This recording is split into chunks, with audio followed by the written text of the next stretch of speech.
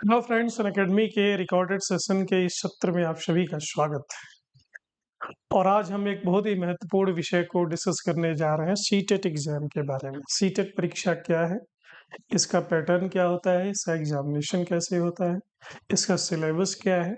और अभी नोटिफिकेशन इसका आ चुका है। 8 फरवरी 2026 को ये परीक्षा होने वाली है। तो इसके प्रत्येक अंग प्रत्यंग के बारे में हम बात करेंगे, सारी डिटेल्स आपको देंगे सीटेट के बारे में। तो आइए शुरू से शुरू करते हैं। सीटेट एक नेशनल एलिजिबिलिटी एग्जाम है, राष्ट्रीय पात्रता परीक्षा है, जिसे सीबीएसई आयोजित करता है। सीबीएसई द्वारा ये आयोजित किया जाता है और ये उन उम्मीदवारों के लिए है जो टीचर बनना चाहते हैं। तो ये परीक्षा लगभग 2 स्तरों पे होती है। पेपर 1 और पेपर 2। क्लास 1 से लेकर के 5th तक पढ़ाने के लिए पेपर 1 है, ये प्राइमरी टीचर्स के लिए है। और पेपर 2 क्लास 6 से लेकर के 8 तक के टीचर्स के लिए होता है। इसको कहते हैं उच्च प्राथमिक स्तर। तो ये 2 स्तर है इस एग्जाम के, और इसी हिसाब से 2 पेपर भी आते हैं। तो आगे बढ़ने से पहले ये जानना कुछ ज़्यादा ज़रूरी है कि सीटेट क्वालिफाई करने के फ़ायदे क्या हैं।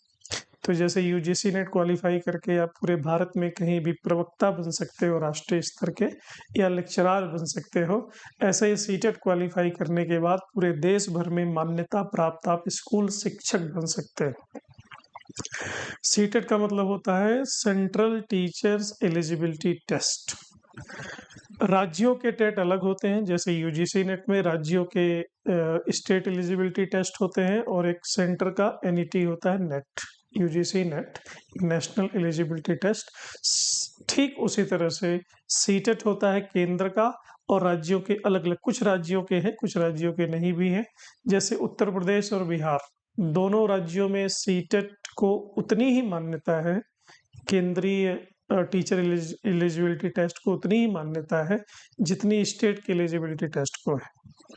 हालांकि यूपी अपना खुद का यूपी टेट भी आयोजित करता है, लेकिन सी टेट को भी इक्वली वो स्वीकार करता है। हरियाणा के, मध्य प्रदेश के, पंजाब के अपने अपने राज्यों के अपने अपने टीईटी हैं, टेट हैं। तो लेकिन सी टेट सभी के लिए आवश्यक है।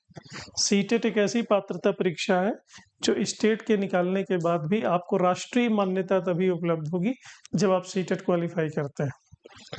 साथ में ही केंद्रीय विद्यालयों में नियुक्ति के लिए केंद्रीय विद्यालय समिति या नवोदय विद्यालय के एग्जाम हो रहे हो, सीबीएसई बोर्ड के स्कूलों की परीक्षाएं हो रहे हो, एनबीबी जैसे केंद्रीय विद्यालयों में शिक्षक बनने के लिए स्टेट एलिजिबिलिटी टेस्ट की अपेक्षा सीटेट की आवश्यकता है। आर्मी स्कूल्स होते हैं, DSSS-B, इनमें चयन के लिए सीटेट की जरूरत है। तो सीटेट पास करने से नौकरी लगने के अवसर बहुत अधिक बढ़ जाते हैं। हालांकि ये यहाँ नोट करना बहुत आवश्यक है कि यह एक एलिजिबिलिटी एग्जाम है, पात्रता परीक्षा है। जैसे नेट मात्र पात्रता परीक्षा है, इसे नौकरी मिलने की गारंटी नहीं है। ऐसा नहीं कि सीटेट आप क्वालिफाई करेंगे तो आपको नौकरी मिल जाएगी, नहीं, सिर्फ आप नौकरी प्राप्त करने के लिए पात्र हो जाएंगे। किसी भी शिक्षण भर्ती परीक्षा में भाग ले सकते हैं, कश्मीर से कन्याकुमारी तक कहीं भी भारत में। और अभी जो 2026 में सीटेट एग्जाम होने जा रहा है वो और भी इम्पोर्टेंट हो जा रहा है, क्योंकि सुप्रीम कोर्ट का एक बड़ा ही महत्वपूर्ण आदेश आया है कि हालांकि सीटेट अभी शुरू हुआ है, काफी बाद में शुरू हुआ है, और शिक्षण की प्रक्रिया और शिक्षक भर्ती की प्रक्रिया तो काफी पुराने समय से, प्राचीन काल से चली आ रही है। तो पुराने समय के जो भी शिक्षक अभी तक सीटेट नहीं क्वालिफाई किए हैं, वो अनिवार्य रूप से उनको ये परीक्षा 4 या 5 सालों के अंतर्गत क्वालिफाई करके जमा करना होगा, नहीं तो उनको वॉलेंटरली रिटायरमेंट दे दिया जाएगा। ये सुप्रीम कोर्ट का वर्डिक्ट है। तो इसलिए सीटेट की ये परीक्षा यहाँ भी बहुत ही महत्वपूर्ण हो जाती है। हालांकि ये आज की क्लास हमारे न्यू एस्पिरेंट्स के लिए है, तो इसके बारे में हम बेसिक बात करेंगे। शिक्षक पदों की श्रेणियां 6 से लेकर के 6वीं क्लास से लेकर के 10वीं क्लास तक पढ़ाने वाले टीजीटी टीचर्स के लिए होती है। ट्रेन्ड ग्रेजुएट टीचर, टीजीटी का फुल फॉर्म है ट्रेन्ड ग्रेजुएट टीचर्स। प्राथमिक शिक्षक के लिए सीटेट का पेपर 1 आवश्यक है। टीजीटी के लिए सीटेट का पेपर 2 क्वालिफाई करना आवश्यक है। और 11वीं 12वीं जो पोस्ट ग्रेजुएट टीचर्स के एग्जाम होते हैं उन्हें कहते हैं पीजीटी। पीजीटी के लिए बीएड करने की आवश्यकता है भी, और कुछ कुछ परिस्थितियों में बीएड करने की आवश्यकता नहीं भी होती है। अब अगला है कि सीटेट की परीक्षा दे कौन सकता है, कौन इसके लिए एलिजिबल है। जिन्होंने टीचर ट्रेनिंग कोर्स, किसी भी प्रकार का टीचर ट्रेनिंग कोर्स पूरा किया है, जैसे बीएड की परीक्षा दी है, टीईएलईडी की परीक्षा दी है, बीएलईडी की परीक्षा दी है, और न्यूनतम आयु उसकी 17 वर्ष है। 17 साल से लेकर के जीवन पर्यंत तक यह एग्जाम दिया जा सकता है सीटेट का। अधिकतम आयु की कोई भी सीमा नहीं है, प्रयासों की कोई भी सीमा नहीं है। अगर यूजीसी नेट से इसको कंपेयर करें तो यूजीसी नेट में आयु की सीमा होती है, प्रयासों की सीमा होती है, लेकिन सीटेट में प्रयास असीमित है। परीक्षा की प्रकृति कैसी होती है? परीक्षा ऑफलाइन मोड में होती है, इसको ध्यान रखना है, ऑनलाइन मोड में नहीं होती है, ये ऑफलाइन मोड में होती है। और जैसा कि आप चित्र में देख पा रहे हैं मेरे पीछे, OMR को फिल करना होता है पेन से। NCERT अगर आपने अच्छे से तैयार किया है तो आप इसमें बेहतरीन प्रदर्शन कर पाएंगे। 132 शहरों में भारत की परीक्षा आयोजित होती है और 8 फरवरी 2026 को अगली परीक्षा का ऑल ओवर इंडिया लेवल पे नोटिफिकेशन आ चुका है। हालांकि अभी उसका करिकुलम और सिलेबस घोषित होना बाकी है, लेकिन ऐसा कयास लगाया जा रहा है कि करिकुलम और सिलेबस जो भी पहले का है उसमें किसी भी प्रकार के किसी परिवर्तन की कोई गुंजाइश नहीं है। तो अगर आप तैयारी कर रहे हैं तो उसको आधार बना करके अपनी तैयारी जारी रख सकते हैं। अब सबसे महत्वपूर्ण प्रश्न ये है कि परीक्षा के पैटर्न और अंक विभाजन कैसे होंगे। इसका आवेदन भी शुरू हो चुका है। आवेदन शुल्क सामान्य वर्ग के लिए 1000 रुपये आसपास है, और जो आरक्षित वर्ग हैं, जो रिजर्व कैटेगरी के हैं, उनके लिए 600 रुपये के आसपास है। परीक्षा का पैटर्न इसका जानना बहुत जरूरी है, क्योंकि पैटर्न अगर आप जानते हैं, ये रणनीति अगर आप जानते हैं, तो आपकी सफलता की संभावना बहुत ही बढ़ जाते हैं। कुल 150 प्रश्न मात्र होते हैं और आपके पास 2.5 घंटे का समय होता है। इन 150 प्रश्नों को 2.5 घंटे में आपको multiple questions, multiple choice questions होते हैं और इनको सॉल्व करना होता है। प्रश्नों की प्रकृति भी हम आगे इसकी बात करेंगे। अगर इनको हम डिवाइड करें तो पहले भाषा के 2 प्रश्न होते हैं, लैंग्वेज के। ये आपको चुनने की आज़ादी होती है, स्वतंत्रता होती है। सामान्यतः जो हिंदी भाषी राज्य है वो हिंदी चुनते हैं, जो बंगला है वो बंगला चुनते हैं प्रथम भाषा के रूप में। द्वितीय भाषा के रूप में सामान्यतः अंग्रेजी चुन सकते हैं। तो इसमें लैंग्वेज प्रोफिशिएंसी टेस्ट होता है। लगभग 60 प्रश्न, 30 प्रश्न प्रत्येक पेपर के आते हैं। भाषा का जो लैंग्वेज का पहला पेपर होगा उसमें से 30 प्रश्न आएगा, लैंग्वेज का दूसरा पेपर होगा उसमें से 30 प्रश्न आएगा। इसमें व्याकरण समेत भाषा की बारीकियों का आपको ज्ञान होना चाहिए। अभी विस्तार से हम आगे इसकी बात करते हैं।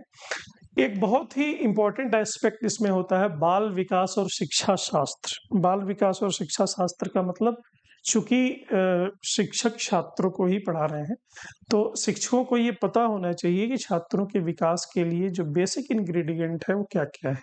इसके लिए पेडागोजी का आपको ज्ञान होना चाहिए। शिक्षा शास्त्र का मतलब होता है पेडागोजी। बाल विकास का मतलब होता है बाल मनोविज्ञान। इसको CDC कहा गया है, CDP सॉरी। 30 प्रश्न CDP से होता है, चाइल्ड डेवलपमेंट साइकोलॉजी से 30 प्रश्न।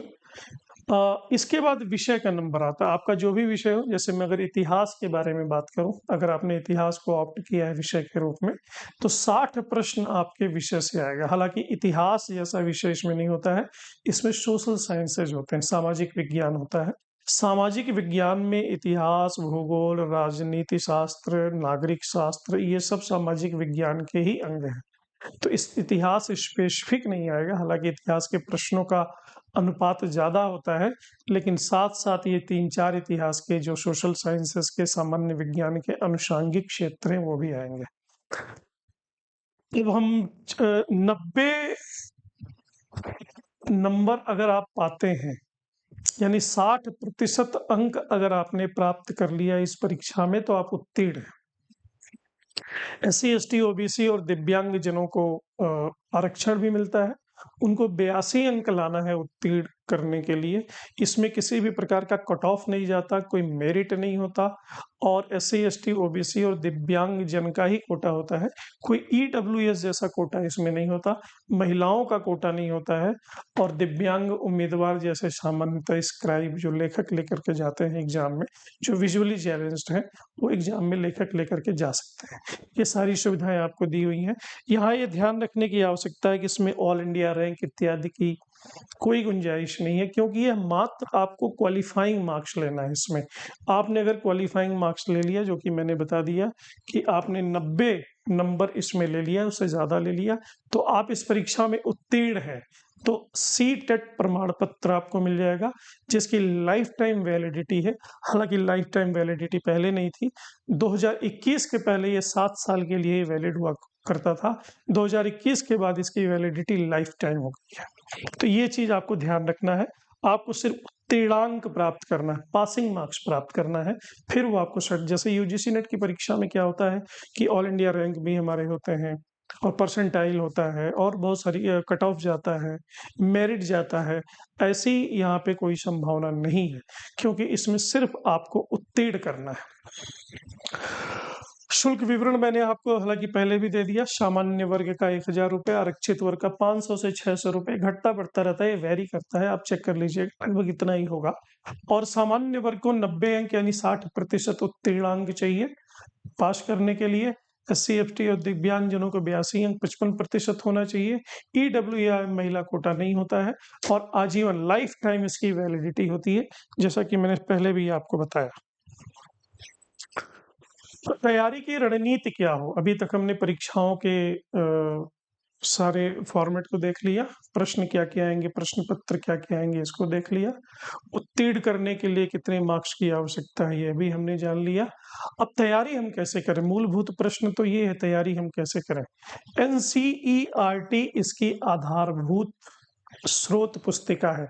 अगर आपने एनसीईआरटी के कक्षा 6वीं से लेकर के 8वीं तक की पुस्तक पढ़ी है, या एनसीईआरटी पर ही बेस्ड लूसेंट की पब्लिकेशन या अरिहंत की गाइड वगैरह आती है, तो ये इसके लिए बहुत ही उपयोगी है। मैं तो गाइडों के चक्कर में पढ़ने से आपको रोकूंगा। मैं कहूंगा सीधे आप एनसीईआरटी की 6वीं से लेकर 8वीं क्लास तक की पुस्तकें पढ़ जाएं।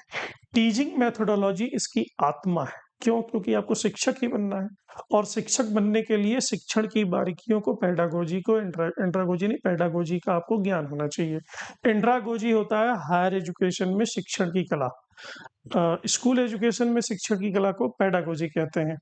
तो टीचिंग एप्टीट्यूड और बाल मनोविज्ञान और नेशनल एजुकेशन पॉलिसी 2022 और असेसमेंट कितने प्रकार के होते हैं, submissive assessment, formative assessment, portfolio assessment, नाना प्रकार के, ये सब हम पढ़ाते होते हैं यूजीसी नेट में भी। और चाइल्ड डेवलपमेंट साइकोलॉजी, इन सब के लिए एक विशेष रूप से गाइड ही आती है। उस छोटी सी पतली सी गाइड है, उससे आपकी पूरी तैयारी इसमें हो जाएगी। और इन सबसे महत्वपूर्ण है इसके प्रीवियस ईयर क्वेश्चंस और मॉक टेस्ट देने, जो कि हम प्रोवाइड कराएंगे आपको। अगर आप पिछले वर्षों के प्रश्न और मॉक टेस्ट नियमित रूप से हल करते हैं, तो आपकी सफलता सुनिश्चित है। आपकी सफलता से आपको कोई रोक नहीं सकता है। यूजीसी नेट लेवल की तैयारी हालांकि इसमें नहीं चाहिए। यूजीसी नेट लेवल की जो तैयारी है काफी इन डेप्थ तैयारी है। इसकी तैयारी उतनी इन डेप्थ नहीं है, थोड़ी सुपरफिशियल है। अगर थोड़ा सा आप ध्यान देंगे तो सफलता सुनिश्चित हो जाती है। तो आपकी सफलता का मार्ग जाता है ये चीजें आपको कंपल्सरीली फॉलो करनी होंगी कि 60% अंक आपको लाना ही लाना है, यानी 150 में 90 अंक आपको लाना ही लाना है। और एक बार आपने क्वालिफाई कर लिया तो इसकी वैधता लाइफ टाइम, जो कि मैंने बताया। और टीचर रिक्रूटमेंट के लिए आपका भविष्य सुरक्षित हो जाता है। सीटेट परीक्षा क्वालिफाई करने के लिए यह केवल पात्रता परीक्षा है। मतलब कहने का अर्थ यह है कि सीटेट क्वालिफाई करने के बाद आपको जॉब नहीं मिल जाता, आप जॉब के लिए अर्हता उपलब्ध कर लेते हैं, एलिजिबल हो जाते हैं। तो बस डीप अंडरस्टैंडिंग और कॉन्सेप्चुअल अंडरस्टैंडिंग होनी चाहिए, ये इसकी उपयोगिता है। तो ये सीटेट परीक्षा की संपूर्ण जानकारी की मैं जहां तक बात करूंगा, हालांकि इसके बारे में भी मैं थोड़ी देर पहले आपको बताया ही। तो दो प्रकार के पेपर होते हैं, पेपर 1 और पेपर 2। कुल 150 वस्तुनिष्ठ प्रश्न है, एमसीक्यूज, मल्टीपल चॉइस क्वेश्चंस। कुल 150 अंक है, यानी प्रत्येक प्रश्न के लिए 1 अंक है। कोई भी नेगेटिव मार्किंग नहीं है। 2.5 घंटे का आपको टाइम मिलेगा और क्रमशः पेपर 1 के लिए भी, पेपर 2 के लिए भी ऑफलाइन OMR शीट पे आपको एग्जाम देना है। हिंदी और अंग्रेजी दोनों भाषाओं में उपलब्ध है और प्रयास आपको अभी से जारी रखनी है, असीमित प्रयास होना चाहिए। विषय वस्तुओं को डिटेल में हम देख लेते हैं। पेपर 1 का पहला भाग है बाल विकास, चाइल्ड साइकोलॉजी, जिसकी मैंने बात की अभी थोड़ी देर पहले।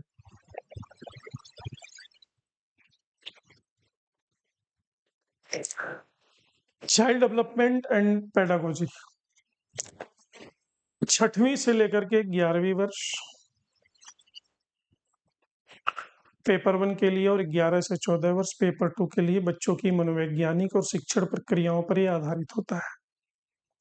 विकास की अवधारणा क्या है, उसका सीखने से विकास का क्या संबंध है और विकास के सिद्धांत क्या है, जैसे पियाजे का सिद्धांत, कोलबर्ग का सिद्धांत, वाइगोत्स्की का सिद्धांत। हालांकि ये सब टीचिंग एप्टीट्यूड में हम पढ़ते रहते हैं।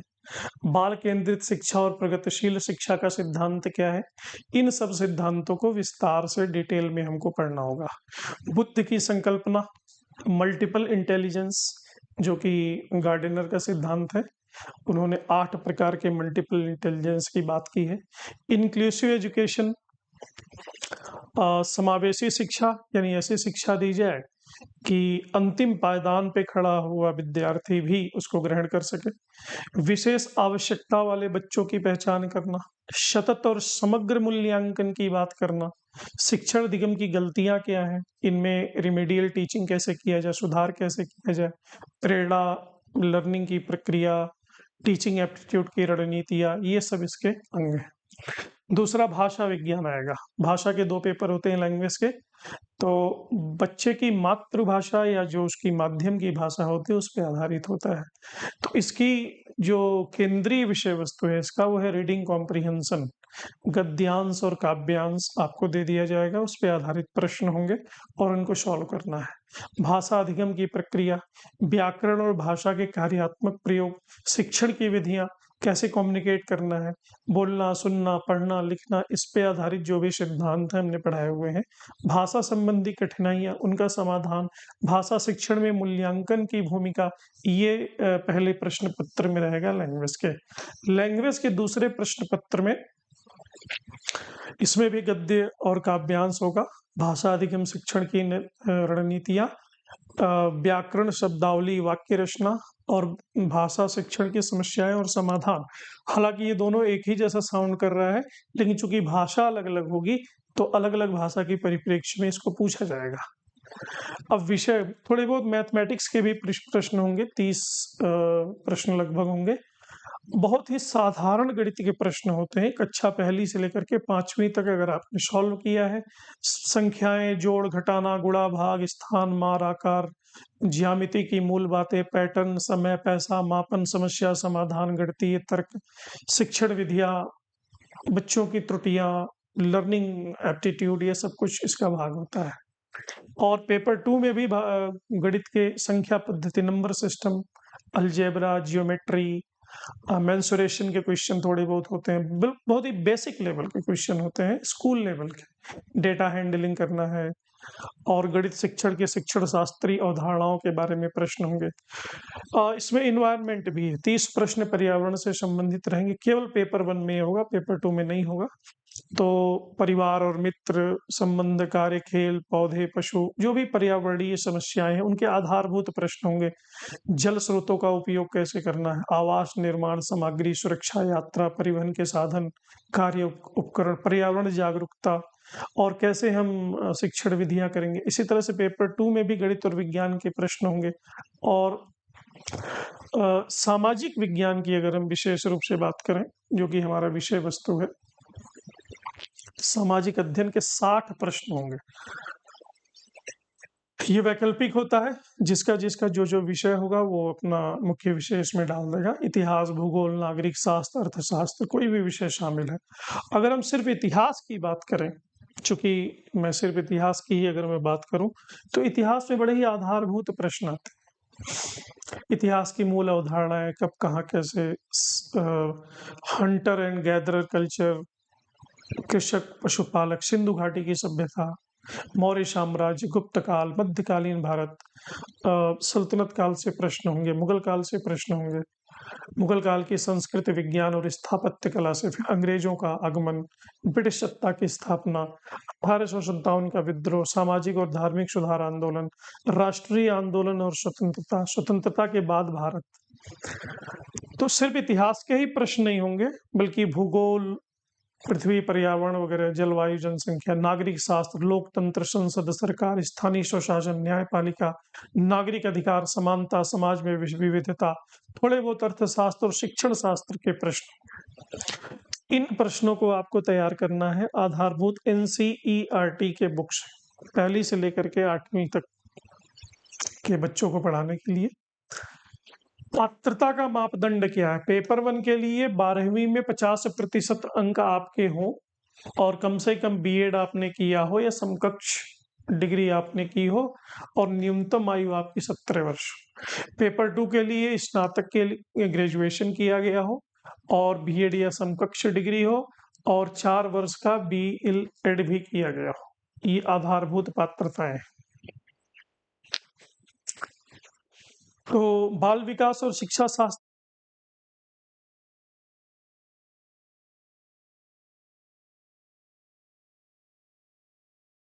भाषा शिक्षण की भी हमने आपको डिटेल में विस्तार में बता दिया, विज्ञान और सामाजिक अध्ययन के बारे में भी बता दिया। तो ये CTET का हमने कंप्लीट स्ट्रक्चर आपको बता दिया कि परीक्षा कैसे होगी, इसका विषय वस्तु क्या है, इसका सिलेबस क्या होगा और हमें तैयारी कैसे करनी है। हमारी शुभकामनाएं आपके साथ हैं और इस यात्रा में हम आपके साथ खड़े हैं। इसी शुभकामनाओं के साथ इस सत्र को यहीं विराम देते हैं। Best of luck.